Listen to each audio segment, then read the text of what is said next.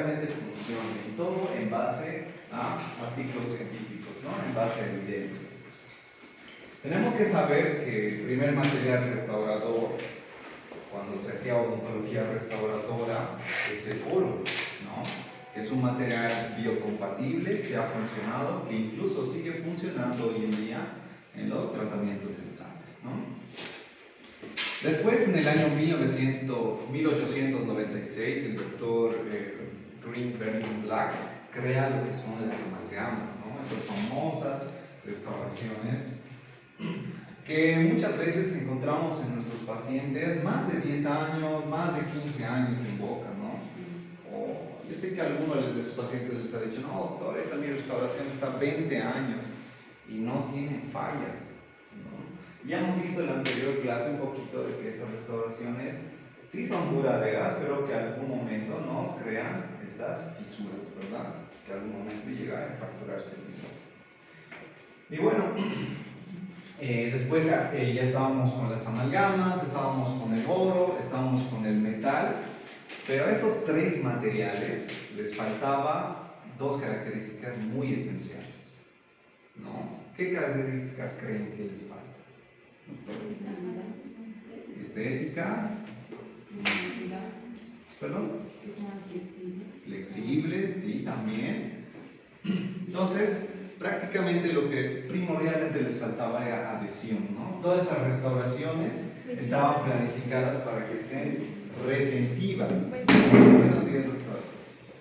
¿No? Entonces, las preparaciones mismas eran diferentes a las que ahora son. Ahora son más exclusivas, más conservadoras, y antes era más en busca de lo que es la retención, la protección, ¿no? Entonces, ocurre luego, posterior a la amalgama, lo que es, aparece el silicato, que ya se acerca un poco a estas características de lo que es el diente, ¿verdad? Y bueno, lo malo de este material es que estas se disolvían rápido, ¿no? Eran irritantes para la pulpa y se manchaban fácilmente, doctores. Entonces, ahí, en el año 1962, aparece Rafael Bowen creando una matriz resinosa, ¿no? Y esta matriz resinosa está a base de lo que es el bisgena, que es el bisfenol aglicitidimetacrilato, ¿no? Este es el principal monómero de los materiales resinosos, incluso actualmente, el bisgena.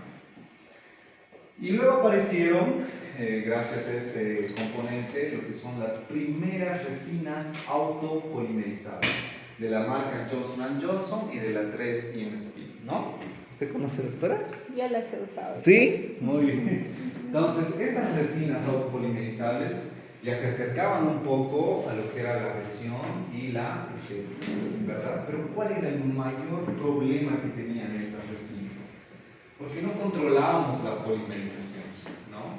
Tenía un tiempo estimado de trabajo, ¿no? No es un mensaje subliminal, porque ves, si acaso, así. Lo malo era que no podíamos controlar el tiempo de trabajo, ¿no? Lo que no nos permitía tal vez hacer una buena condensación del material o hacer una buena morfología de nuestras restauraciones, ¿verdad? Y de ahí surge en el año 1973 este material que es la resina compuesta fotopolimerizable por primera vez, que es la Nuvafil de la marca Dentsply, ¿ok? Y entonces en ese momento ya nosotros podíamos tener el control de nuestra fotopolimerización, doctores, ¿no? Esta resina te la ofrecían junto a este equipo que es el Nuvalite, que también ha sido el primer fotopolimerizador, ¿no? Era un equipo un poco grande, un poco costoso también, porque era algo más moderno en ese entonces, y con estos materiales, que es el Nuvafil y el Nuvalite, surge lo que es luego el concepto de fotopolimerización. Y tenemos que entender desde la palabra misma qué es.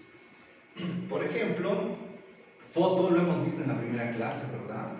Que era luz, lo mismo que fotografía, ¿verdad? Polimérico, que significa los polímeros. Son esos monómeros que se agrupan y forman cadenas de polímeros. Y la estación, que sería la acción de realizar, ¿no? Entonces, esto activa los polímeros mediante lo que es la luz. ¿no? Eso es en palabras sencillas, palabras básicas de lo que es fotopolimerización. También es muy importante que conozcamos lo que es la composición de la resina compuesta, doctores. Y sabemos que gracias a Bowen pues tiene su fase orgánica, que es el bis-GMA. Pero lo malo de este material, de su consistencia, es que no era fácil de esculpir por la gran viscosidad que tenía. Entonces, ¿qué se hace? Lo que se hace es pues, agregar lo que son los monómeros diluyentes. Buenos días, doctora Paz.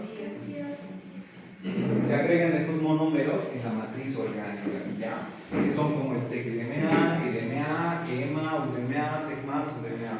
En diferentes marcas lo manejan diferentes composiciones. Y bueno, también hay que saber qué es lo que activa la fotopolimerización, doctores. Y qué es lo que le inicia este proceso de fotopolimerización.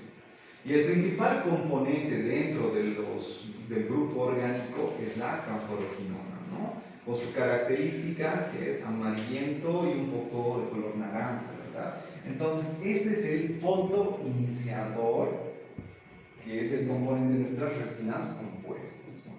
Pero la canforoquinona, doctores, no trabaja solita, no consigue activarse solita, necesita un coiniciador, ¿no? Aquí les pongo la imagen de un perrito, por ejemplo, porque estos perritos no viven sin nosotros, ¿verdad?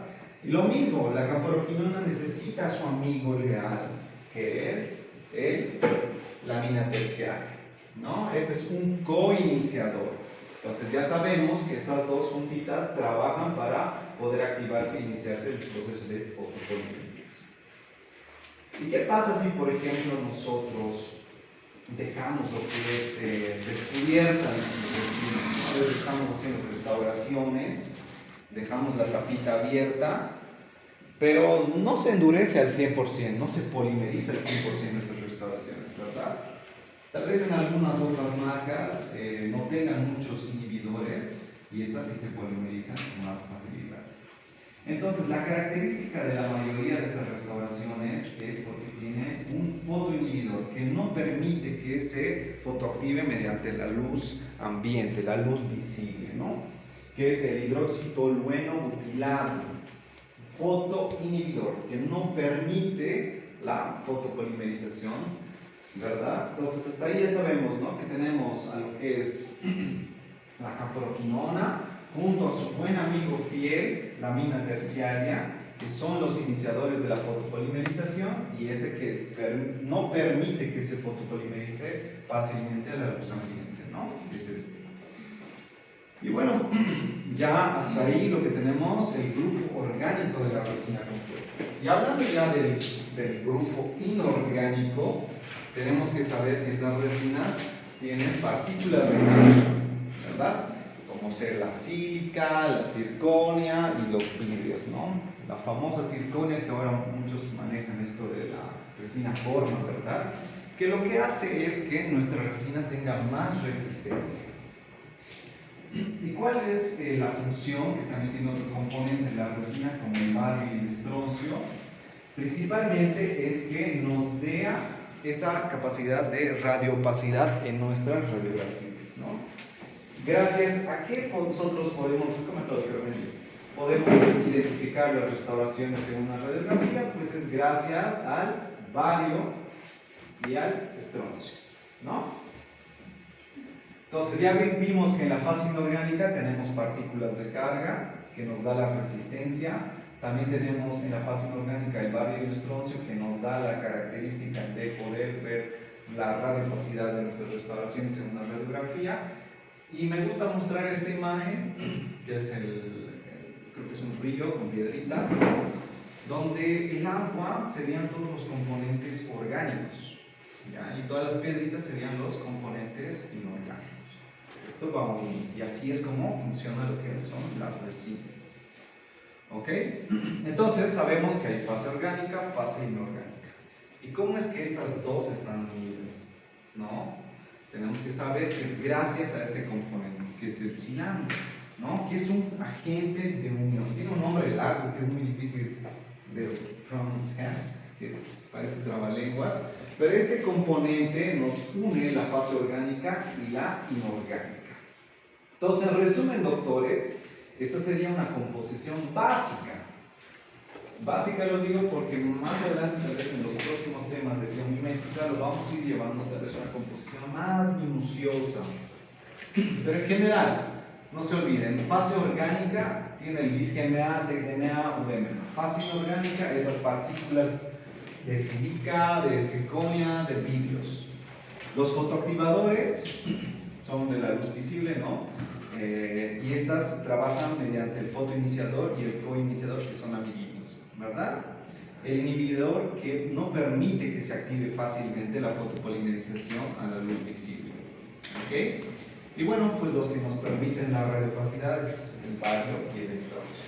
Hasta ahí estamos bien, ¿verdad? Que no estamos comenzando todavía